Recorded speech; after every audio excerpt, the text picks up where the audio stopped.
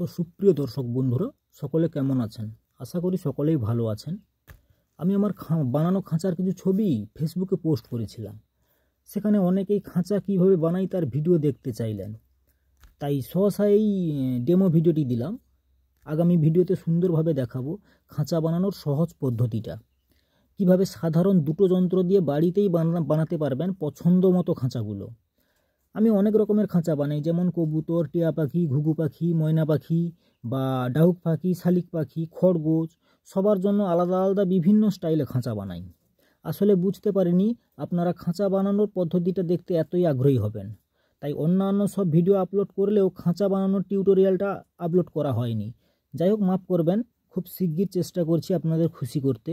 আর এই খাঁচা বানানোর টিউটোরিয়ালটা যত সম্ভব আমি তাড়াতাড়ি আপলোড দিচ্ছি, আপনাদের দেখতে সুবিধা হবে আর আপনারা নিজে থেকেই বানাতে পারবেন খাঁচাগুলো টিউটোরিয়ালটা দেখার পরে। আপাতত চ্যানেলের অন্যান্য ভিডিওগুলো দেখতে পারেন। আর ভিডিও যদি ভালো লাগে আমার চ্যানেলটি সাবস্ক্রাইব করার অনুরোধ রইল।